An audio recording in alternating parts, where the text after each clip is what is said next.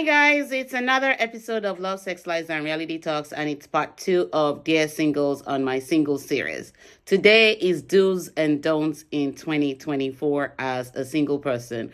Most of the time, as a single person, you may not be consciously aware of the things that you're doing that are bringing you partners who are not the ones that you need, but who are the ones that bring you the conscious awakening moments that you need to experience so that you can learn the lessons, gain the awareness, and begin to implement those lessons in your life as a single person. So in 2024, here are the do's and don'ts that you need to focus on with yourself first before even trying to get into a relationship or while in a relationship so that your relationship can improve significantly and you can become better, not bitter.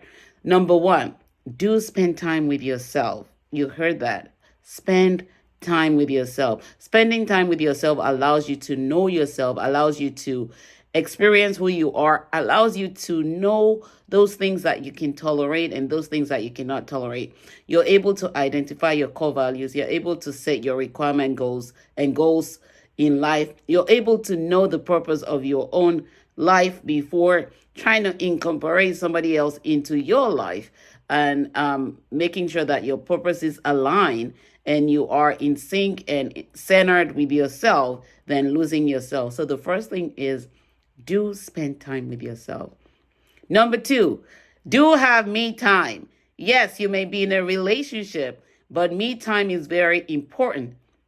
If you're not having me time during a relationship, you will become emotionally overwhelmed. Your cup will be drained and you will find yourself losing it. The reason why you need to extract yourself sometimes from a relationship is to be able to refocus, reevaluate, re-energize yourself, because relationships are time consuming and draining. Yes, you heard that right. Relationships require work.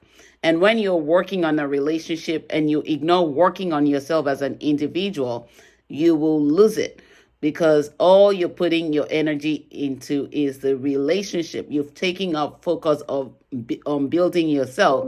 You're building the relationship, but you have to continue to build yourself as you're building the relationship, because if you're not building yourself and you're building a relationship, then you're going to end up dumping yourself in a place where you won't find it easy and you will think that everything is going wrong for you. So, second thing is to have me time. The third thing is to know your core values as a single person. As a coach, I see this very often when I meet clients and meet potential clients and go on speaking engagements and get questions. Most people don't know their core values. If you don't know your core values, you will compromise your integrity. You will compromise yourself. You will give in and give your power away as well as your voice away. And at that point, you can't blame the other person, because it's a projection of everything you're not doing in your life when you shift blame on other people. So third thing is to make sure that you know your core values. Your core values, like I've shared several times on my videos, are those things that help you stay intact and true to yourself. They are the things that you say, if I compromise this thing, then I will find myself losing myself. If I compromise this thing, then I will not be true to myself. And so as long as you know your core values, you will be okay with yourself and you will be able to say, here are my healthy boundaries. You can't violate my core values. And so I'm staying intact, and you may not be the person in my life. I thank you for the experience. I thank you for the learning moments. I thank you for the lessons learned, but it's time to exit.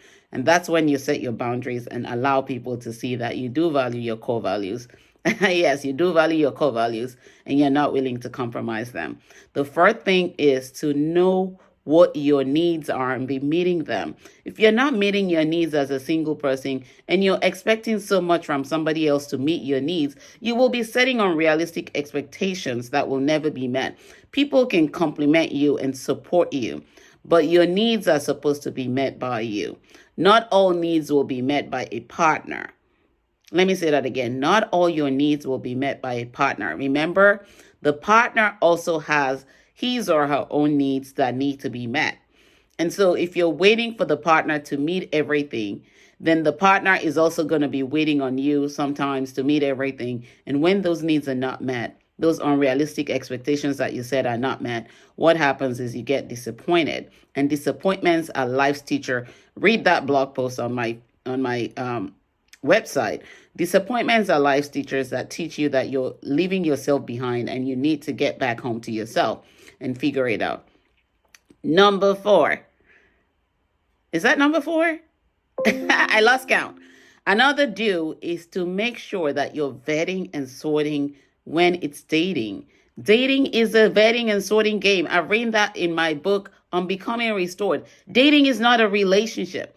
You single people always think that dating is a relationship, but reality is that dating is a vetting and sorting game. How do I know you match up with what I'm looking for? How do I know you are in alignment with my core values? How do I know that everything that in my requirements list are being checked off when I'm talking to you?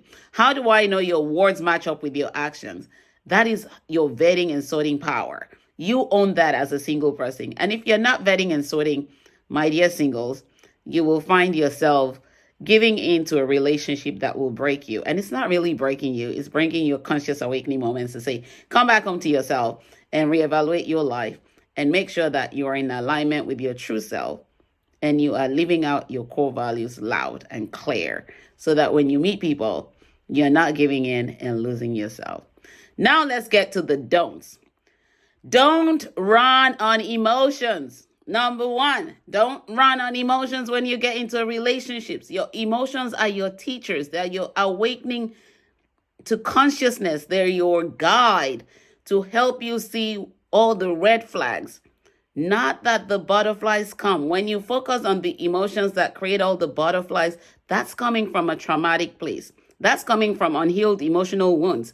That is saying, here, I found a rescuer, but no one can truly rescue you but yourself.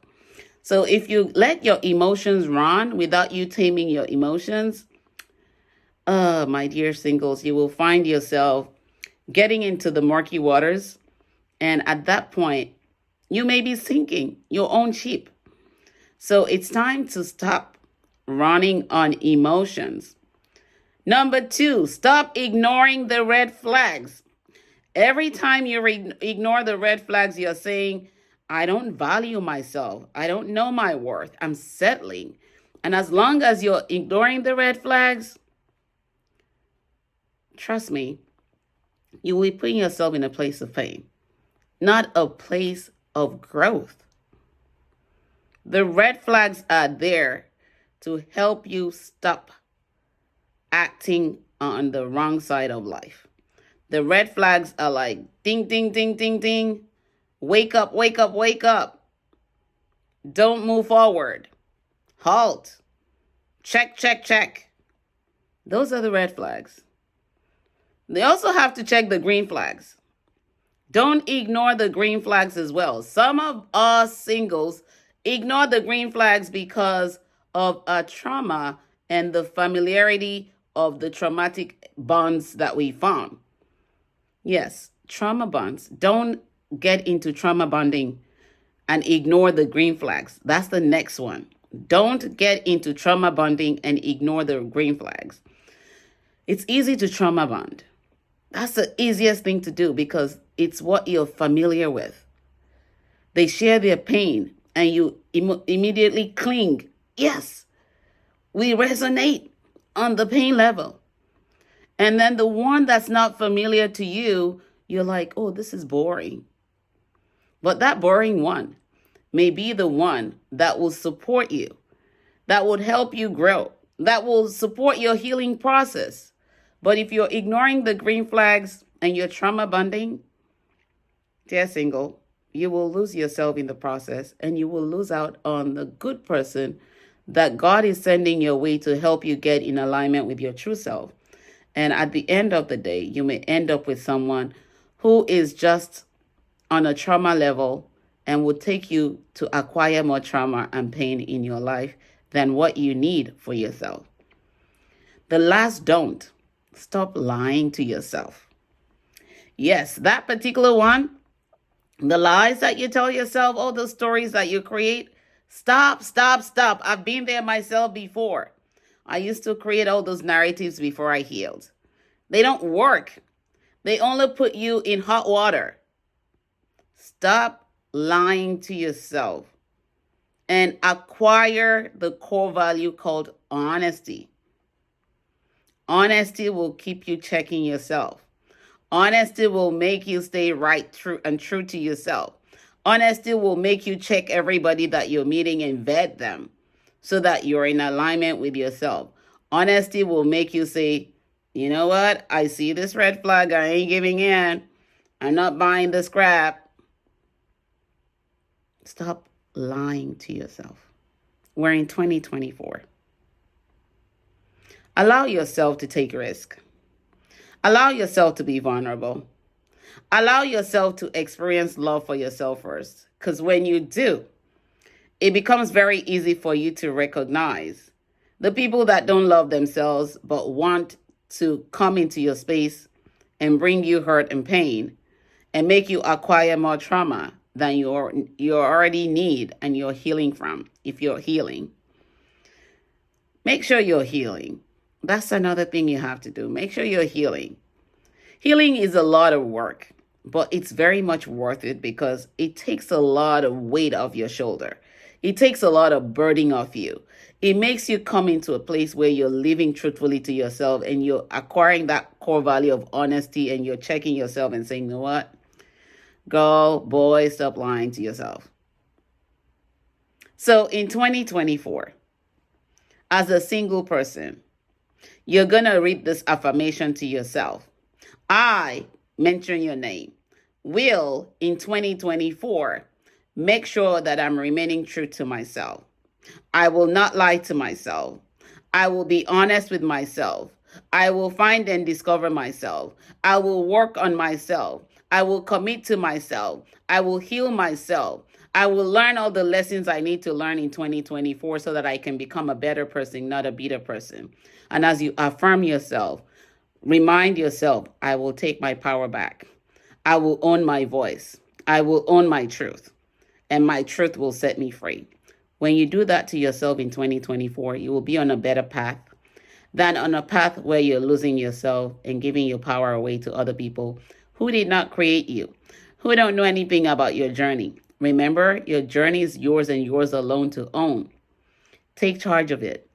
And remember, while you're taking charge of your journey and your life, to never stop loving while living. When you stop loving, you stop living. When you stop living, it means it's time to go back to the maker. That's a quote from Love, Sex, Lies, and Realities. And as long as you're taking care of your journey, you're owning it, and you're loving yourself, you will set the pace for every relationship that you will have, and you will become the CEO of your life. Until next time, you take good care. God bless. Talk to you soon. Bye-bye.